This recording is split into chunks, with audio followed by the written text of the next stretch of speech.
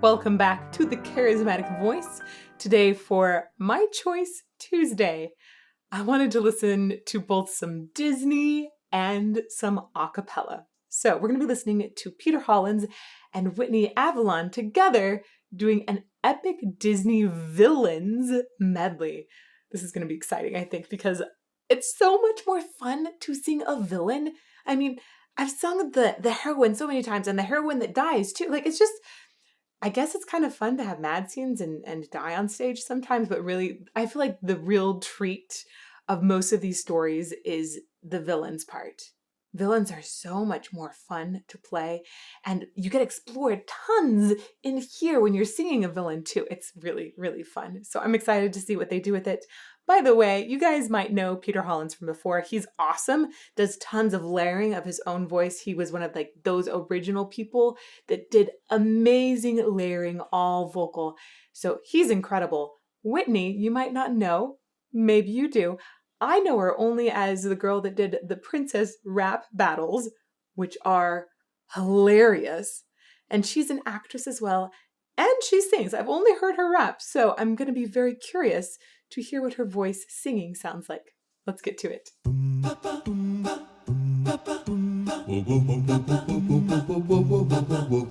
Poor unfortunate souls in pain, in need. This one longing to be thinner, that one wants to get the girl, and do I help them? Yes, indeed. Those poor unfortunate souls, so sad, so true. They come flocking to my cauldron, crying, "Spells, Ursula, please," and I help them. Yes, I do. Okay. Whew. This is such a delightful intro right away. I'm so glad that they went with Ursula. I feel like Ursula is one of the best Disney villains of all times. And Whitney's voice has so much good depth to it. I could hear that in Princess Rap Battles from before, but I hadn't heard her in this singing zone yet. And boy, I love, like, she's got some really good low notes, but it's not just being able to sing low notes, it's being able to imbue those low notes with character as well. So she has flexibility in the low notes too. Love that. Really amazing costumes and backgrounds. I feel like you've got a lot of complementary things going on here. Very interesting. I'm trying to pick out the characters. I think I have some of them. I mean, obviously Gaston is there. This is very interesting. We have Princess and the Frog for sure. We'll see him as they come up. Very exciting. Oh, and we'll have Scar from the Lion King apparently coming up too. Oh, that makes sense with the tooth. But I really, really like as well the backing vocals. So I want to go back one more time. Surprise! We're going to start it again. Listen to the backings.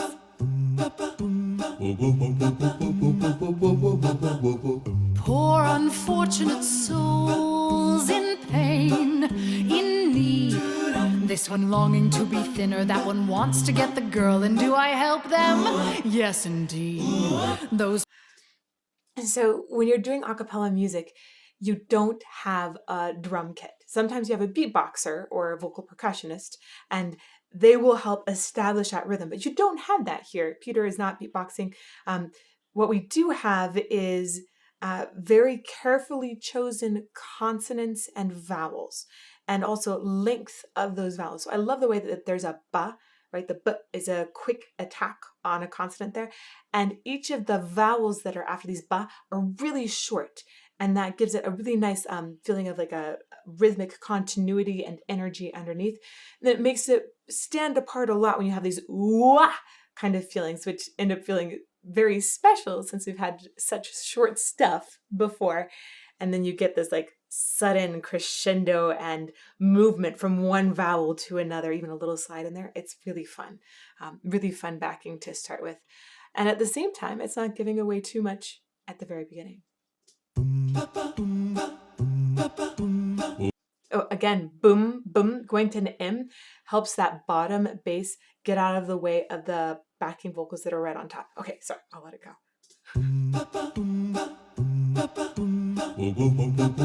Oh, the characterizations are hilarious already, too. Poor unfortunate souls in pain, in need. This one longing to be thinner, that one wants to get the girl, and do I help them? Yes, indeed.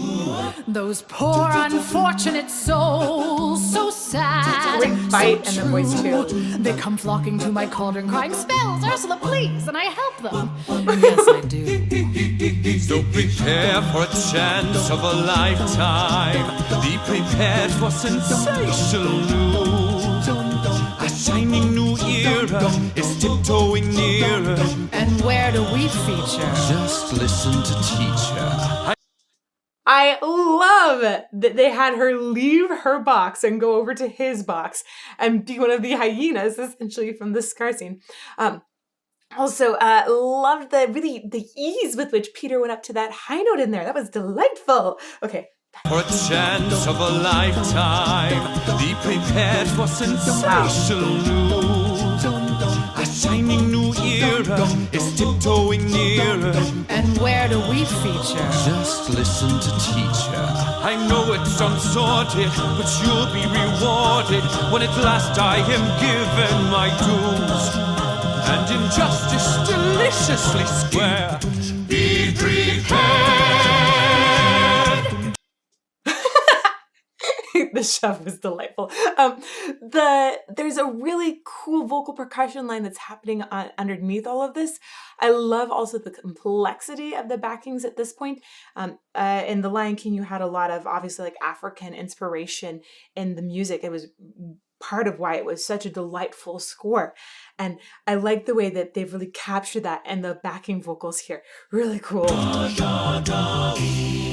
Let's go back just a little bit so you can listen to that, the bottom percussion. And injustice deliciously square. Be prepared. And great balance of their voices there.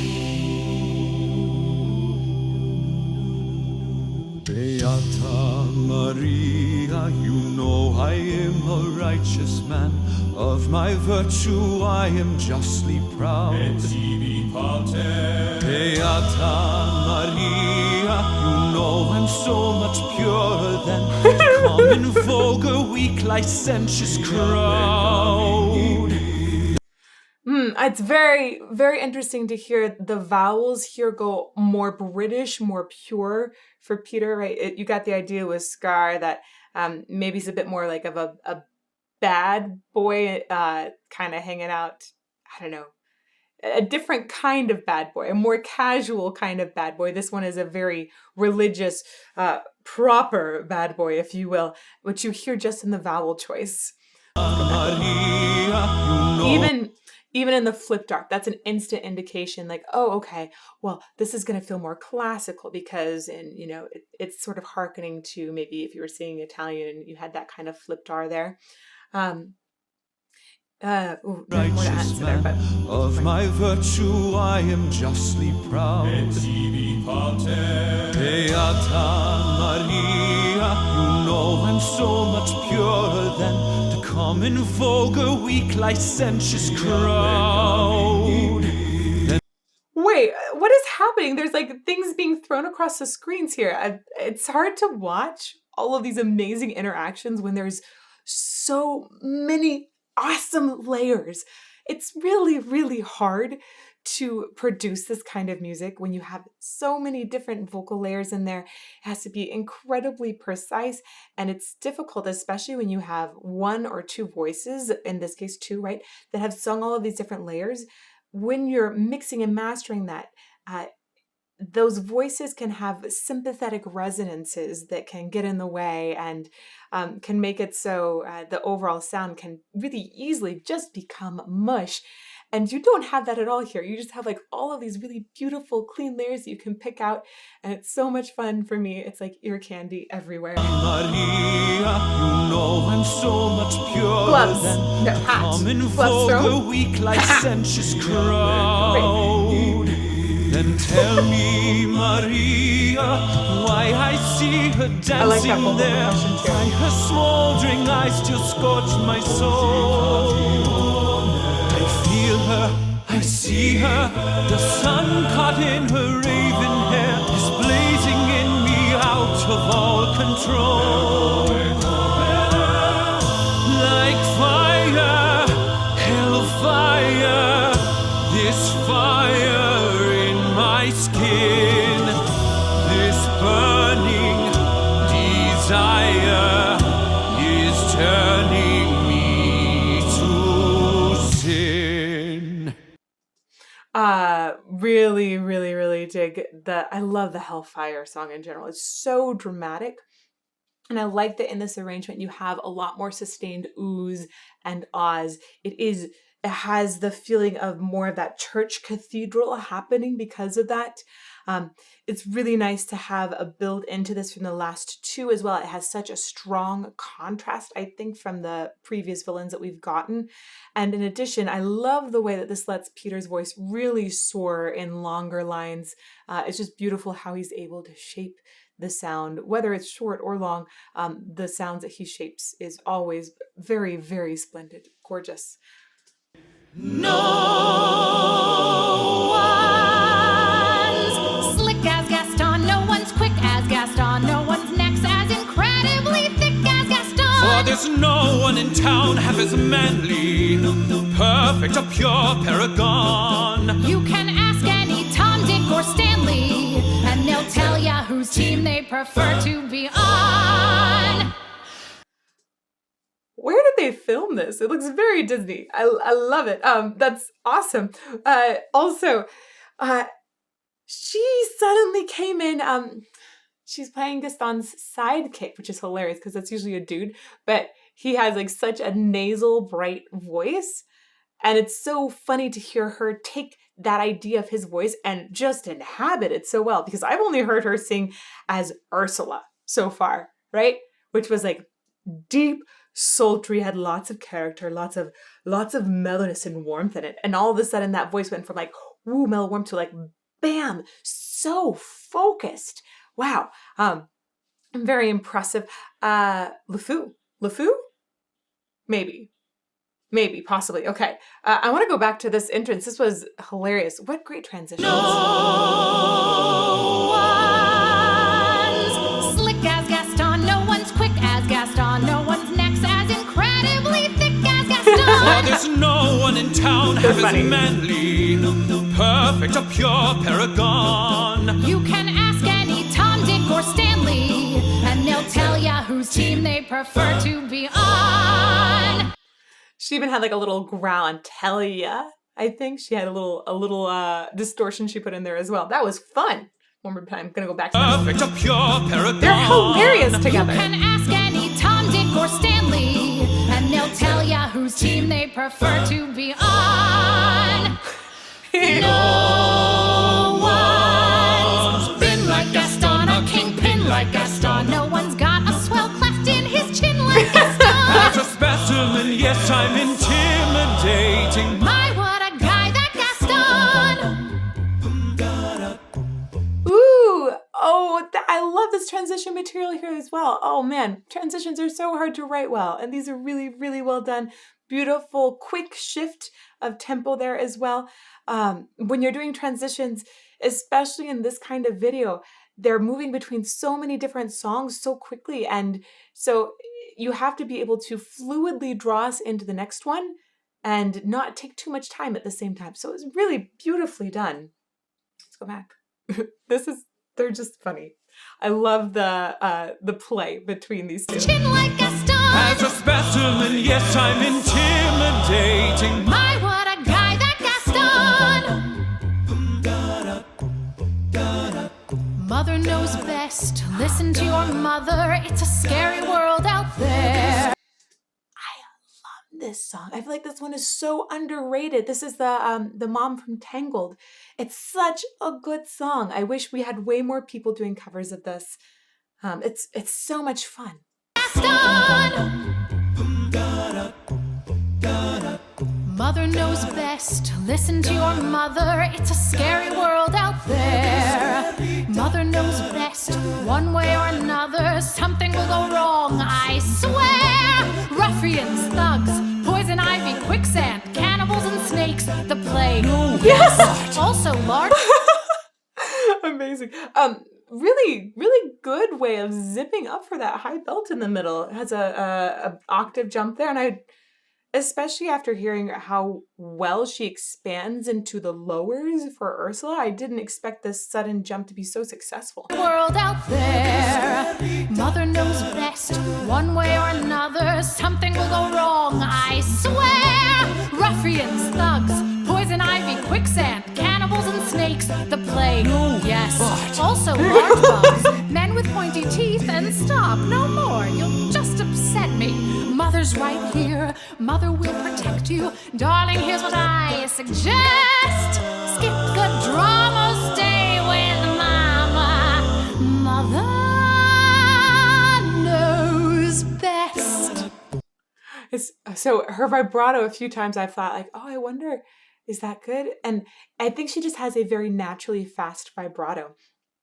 There's like a certain range of vibrato frequencies that our ears say like, okay, yeah, that's fine. And I think hers is just at the very, very top end of that, which is very interesting to hear. It also, it can be a sign to have a faster, or a sign of vocal health to have a slightly faster vibrato as well. So wanted to note that, and also note the way she's shaping as well. These two are a great team, a really, really fantastic team. I'm curious if they've done anything else together now. I love the way she's shaping through things. She's able to go from something that is almost like syrupy sweet to really bright, dastard, like, oh no, don't do it. And she's able to go from those timbres very, very quickly and move in and out without losing any sort of pitch integrity there. Let's go back a little bit. Boop, boop, boop. Mother's right here, mother. Like right there, that was actually the spot that I was really shocked by. It has almost a sweet sound. And stop, no more, you'll just upset me. Mother's right here, mother will protect you. Darling, here's what I suggest. Right, so mother's right here, protect you. That sounds warm. So it's like she's probably got a little more space back here to make that warmth happen. And then it all, she goes, darling. She adds suddenly a bit of snarl to it. And yeah, it's great. Skip the drama, stay with mama. I don't know where she's creating the distortion there. I'm curious what part of the throat that distortion is being created in. It doesn't sound like it's on her true vocal folds, which is good. And it sounds really fun and sassy. Skip the drama, stay with mama. Mother knows best. Oh, good laugh. Are you ready? Are you ready? Are you ready? Transformation Central. Transformation Central. Transformation Central. Transformation Central. Transmogrification Central. Can you feel it? What a lovely contrast for Peter here, especially when we look back to the priest. This is the guy and the princess and the frog, the voodoo guy, and he really has a nice jazz sense in everything he does. I love that Peter has reined back on the vibrato like crazy here. It feels much more pop and jazz in styling. Let's go back a little bit. Transformation Central. Transformation Central. Transformation Central. Transmogrification Central. Can you feel it? You're changing, you're changing, you're changing, alright. I hope you're satisfied. But if you ain't, don't blame me. You can blame my friends on the other side. But you got what you wanted. But you lost what you had.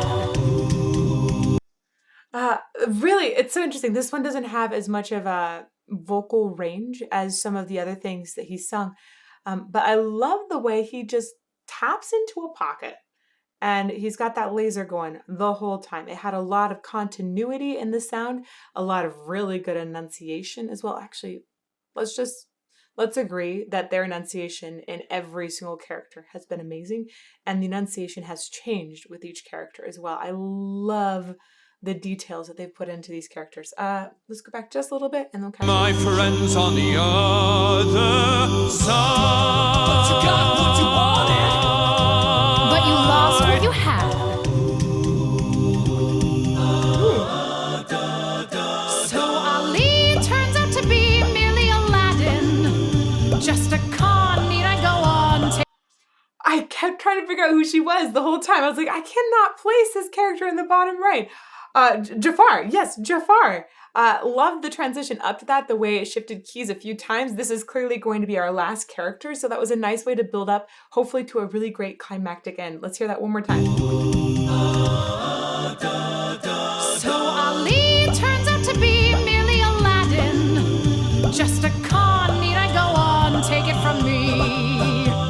His personality flaws give me adequate cause To send him packing on a one-way trip, so his prospects take a terminal dip. his assets frozen. The venue. This is good. I love in Whitney's voice the cleanliness of this belt. She has different kinds of belts that she's been bringing in through these different characters, right? This one is really, it's nicely produced. It has less weight behind it, and she's also removed a lot of the vibrato in it as well. So you get the idea that she's really got a lot of control over what kind of sound she wants in a belt. Also, it was really fun to hear Peter immediately come in such a low part in comparison to what he just sang. One more time. Here. So Ali turns out to be merely Aladdin. Just a con, need I go on? Take it from me. His personality flaws give me adequate cause To send him packing on a one-way trip, so his prospects take a terminal dip. his assets frozen. The venue chosen is the ends of the earth will be. So long, ex-prince. Friends on the other side.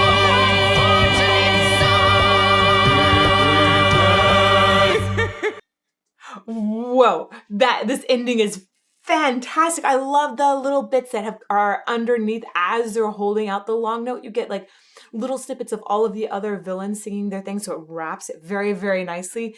Definitely dig. They've also have combined together in the same frame again. The cross frame play is on point and super fun. But I like that. I just really like the extended ending where they're bringing back and kind of tying a ribbon on all that we've been through in 5 minutes. It's just 5 minutes. Wow. That's a lot to get through in 5 minutes. Okay, so let's hear this one more time.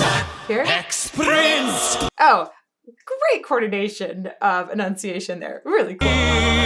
So long, ex-prince.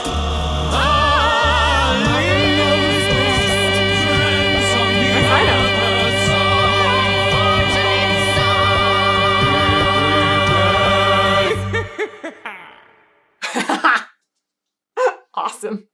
I think I'm still on a high from that end. I really liked the way that everything was brought together at the end. I felt like that was just an extraordinary arrangement, and the transitions in particular were really fun.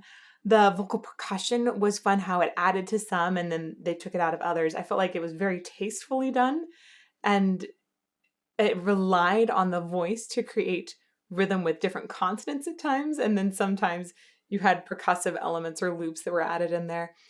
Very subtle most of the time as well. And I really enjoyed hearing Whitney sing for the first time. My favorite thing was the play between Peter and Whitney. They have such fun camaraderie. It was just delightful to see that. And of course, it's so fun to get to hear people become villains. It encourages all kinds of fun exploration in the vocal tract you might not normally explore. Sometimes when I have students that are really having a difficulty getting into one area of the voice, we just go to a villain song and say, okay, don't be you for a bit, just be a villain and go like maybe it's super dark or super bright. It's often overdone. And when you do that, you unlock other parts of your voice that are really fun to play with.